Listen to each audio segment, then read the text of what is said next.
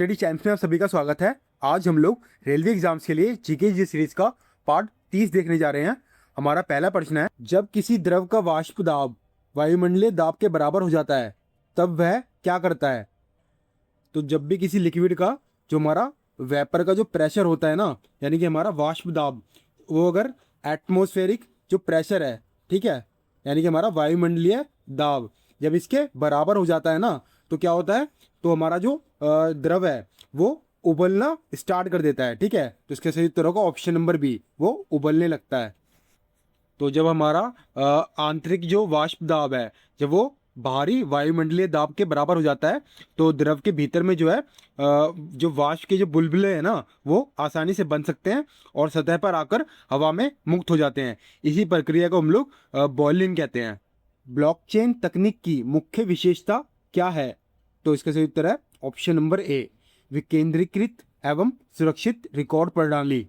तो ब्लॉकचेन जो है ये एक डिसेंट्रलाइज यानी कि विकेंद्रीकृत और सिक्योर डिजिटल लेजर टेक्नोलॉजी है। तो डिसेंट्रलाइज का मतलब क्या हुआ, इसके अंदर में जो डेटा है वो किसी एक सर्वर या फिर अथॉरिटी के पास नहीं होता, बल्कि जो बहुत सारे जो कंप्यूटर्स या फिर जो नोड्स होती है ना, उनके पास में जो है स्टोर होता है।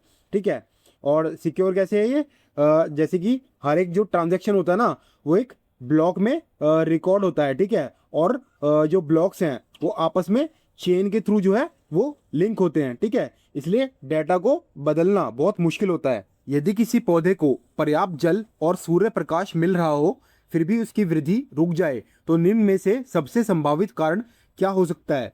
तो इसका सही उत्तर होगा ऑप्शन नंबर ए, खनिज लवणों की कमी। तो हमारा जैसे मान लो कोई भी जो पौधा होता है, ठीक है, इसको स्वस्थ रहने और बढ़ने के लिए केवल पानी और धूप की जरूरत नहीं होती, बल्कि जो मिट्टी है ना, इससे जो जरूरी जो मिनरल्स होते हैं, ठीक है, उनकी भी आवश्यकता होती है। ठीक है, कौन कौन से मिनरल्स होते हैं, जैसे कि मान लो नाइट्रोजन, इसके अलावा हमारा जो फॉस्फोरस है या फिर हमारा जो पोटेशियम है। ठीक है, तो नाइट्रोजन क्या करता है, ये हमारी जो लीव्स और जो ओवरऑल जो ग्रोथ होती है ना, उसके लिए यूजफुल होता है। जो फॉस्फोरस होता है हमारा, ये जो हमारी ये जड़ें होती हैं, ठीक है, यानी कि हमारी रूट्स और जो एनर्जी ट्रांसफर के लिए काम में आता है। और जो पोटेशियम है हमारा, ये हमारा हेल्दी ग्रोथ और जो डिजीज रेजिस्टेंस है उसके लिए काम में आता है। संविधान के अनुसार राष्ट्रपति द्वारा लौटाए गए साधारण विधेयक को संसद पुनः पारित कर दे तो राष्ट्रपति को क्या करना होगा। इसका सही उत्तर है ऑप्शन नंबर ए, उन्हें स्वीकृति देना अनिवार्य होगा। हमारे आर्टिकल नंबर 111 जो है, इसके अकॉर्डिंग जो हमारी पार्लियामेंट है, अगर ये कोई ऑर्डिनरी बिल यानी कि जो साधारण विधेयक है, ठीक है, वो अगर मान लो इस विधेयक को प्रेसिडेंट के पास में भेजती है, ठीक है, उसकी मंजूरी के लिए, तो प्रेसिडेंट क्या करेगा, उनके पास में हमारे 3 ऑप्शन होते हैं। पहला क्या है, वो उसे अपनी स्वीकृति दे सकते हैं, ठीक है, या फिर दूसरा क्या है, वो बिल को दोबारा जो है रिकंसिडरेशन के लिए पार्लियामेंट को जो है वापस भेज सकते हैं। ठीक है, और तीसरा क्या है, ये अपना जो है जो सहमति है उसको रोक सकते हैं किसी किसी सिचुएशन के अंदर में। लेकिन अगर पार्लियामेंट दोबारा से इस बिल को जो है पास करके प्रेसिडेंट के पास भेज देती है, तो प्रेसिडेंट को जो है उस बिल को पास करना ही पड़ता है। ठीक है, वो उसे दोबारा रिटर्न नहीं कर सकते। ठीक है, तो राष्ट्रपति जो है ये एक साधारण विधेयक को सिर्फ एक बार जो है रिकंसिडरेशन के लिए वापस भेज सकते हैं, ठीक है, संसद के पास में। लेकिन संसद अगर दोबारा पास करके प्रेसिडेंट को भेजे तो उसे स्वीकृति देनी ही होती है। यदि किसी व्यक्ति की पित्त नली अवरुद्ध हो जाए तो भोजन के किस घटक का पाचन सर्वाधिक प्रभावित होगा। तो इसका सही उत्तर है ऑप्शन नंबर ए, वसा यानी कि फैट्स का।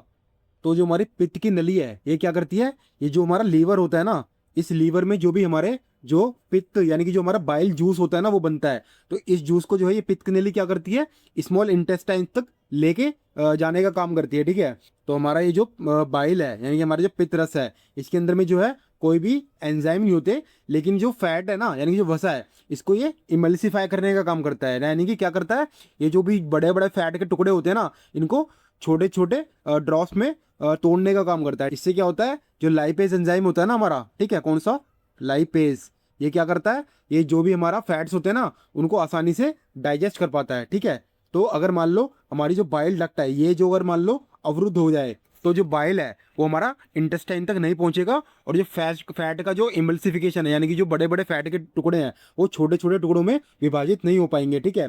तो फैट का डाइजेशन हमारा वो इफेक्ट होगा, ठीक है। किसी बैंक द्वारा दिए गए ऐसे ऋण जिन पर लंबे समय तक मूलधन या ब्याज की वसूली ना हो सके तो उन्हें क्या कहा जाता है?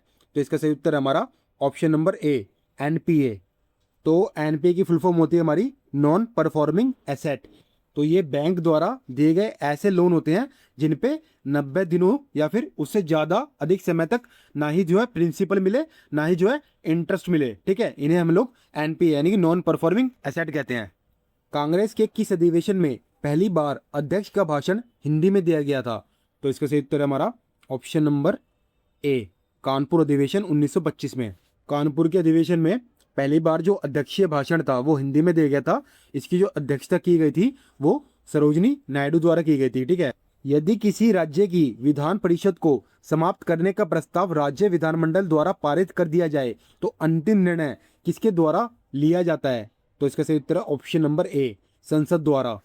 तो भारतीय संविधान का जो आर्टिकल नंबर 169 है, ठीक है, ये जो है राज्य की जो विधान परिषद यानी कि लेजिस्लेटिव काउंसिल के गठन और उनकी जो समाप्ति की जो प्रक्रिया है, ठीक है, उसके बारे में बताता है।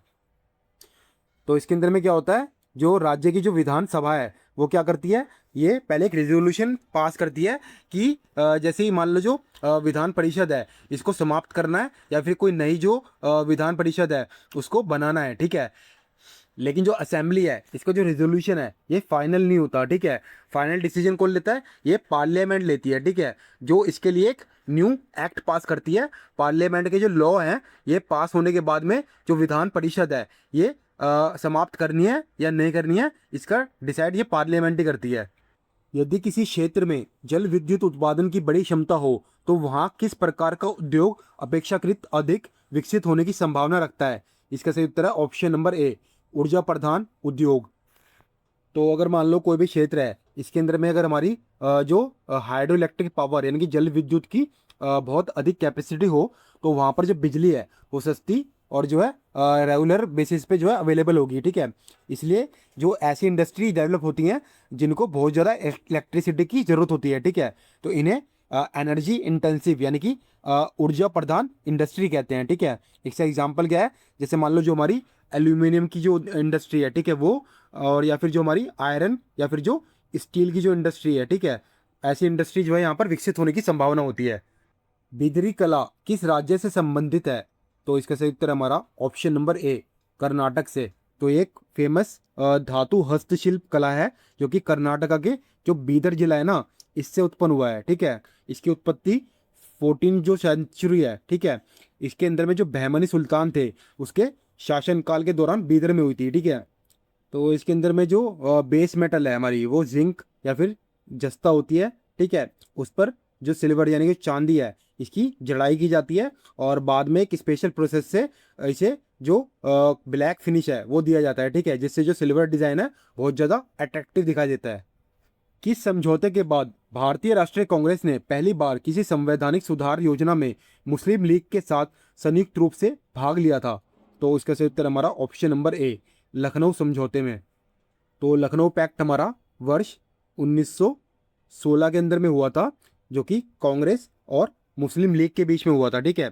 इसके बाद पहली बार कांग्रेस और जो मुस्लिम लीग है ना इन्होंने मिलकर जो कॉन्स्टिट्यूशनल रिफॉर्म यानी कि जो संवैधानिक सुधार है इनकी मांग की थी, ठीक है। इस एग्रीमेंट ने दोनों ऑर्गेनाइजेशन को एक कॉमन पॉलिटिकल प्लेटफॉर्म पर ला दिया था। 1855-56 का संथाल विद्रोह मुख्यतः किनके विरुद्ध था? तो इसका सही उत्तर हमारा ऑप्शन नंबर ए, महाजन जमींदार और औपनिवेशिक प्रशासन के विरुद्ध। तो जो संथाल विद्रोह हुआ था ये आज के समय में जो झारखंड है ये वहाँ पर हुआ था। इसका जो मेन रीज़न था वो ये था कि जो महाजन थे यानी कि जो मनी लेंडर जिन्हें बोला जाता है, ठीक है, इनके द्वारा जो है अत्यधिक शोषण हुआ था और जो जमींदार थे इनके द्वारा जो है लगान और अत्याचार जो है काफ़ी ज़्यादा बढ़ गया था। और जो ब्रिटिश ईस्ट इंडिया कंपनी है इसकी जो रेवेन्यू की पॉलिसीज़ हैं ये काफ़ी ज़्यादा शोषण करती थी लोगों का, ठीक है। भारत में तांबा उत्पादन के लिए प्रसिद्ध खेतरी खदान किस राज्य में स्थित है? इसका सही उत्तर हमारा ऑप्शन नंबर ए, राजस्थान में। तो जो खेतड़ी कॉपर माइंस है, ये इंडिया की सबसे प्रसिद्ध कॉपर माइनिंग बेल्ट में से एक है। इसकी जो लोकेशन है वो झुंझुनू राजस्थान के अंदर है। सरकार द्वारा किसी सार्वजनिक उपक्रम में अपनी हिस्सेदारी घटाना किस नीति का उदाहरण है? तो इसका सही उत्तर हमारा ऑप्शन नंबर ए, विनिवेश यानी कि डिसइन्वेस्टमेंट। डिसइन्वेस्टमेंट यानी कि विनिवेश का मतलब है कि गवर्नमेंट जो है किसी पब्लिक सेक्टर यानी कि किसी पीएसयू में से अपनी जो शेयर होल्डिंग यानी कि जो हिस्सेदारी है उसका कुछ हिस्सा या फिर पूरा जो हिस्सा है वो बेच देती है। ठीक है, इसका उद्देश्य क्या होता है? जैसे सरकार है, इसके लिए जो है रेवेन्यू जनरेट करना होता है ना, तो इसके लिए क्या है, उसे अपनी हिस्सेदारी बेचनी पड़ती है। या फिर जो पीएसयू है, इसकी जो एफिशिएंसी अगर बढ़ानी होती है तब भी सरकार ऐसा काम करती है। या फिर जो प्राइवेट सेक्टर की जो पार्टिसिपेशन है वो बढ़ाना होता है, तो या फिर जो हमारा जो फिजिकल डेफिशिएट है वो कम करना होता है। ठीक है, तो ये कुछ कारण है हमारे जिसकी वजह से सरकार ऐसा करती है। तो आज हमने रेलवे एग्जाम्स के लिए जीके जी सीरीज का पार्ट 30 देखा। मैं आशा करता हूँ कि आपको ये पार्ट काफ़ी पसंद आया होगा। धन्यवाद।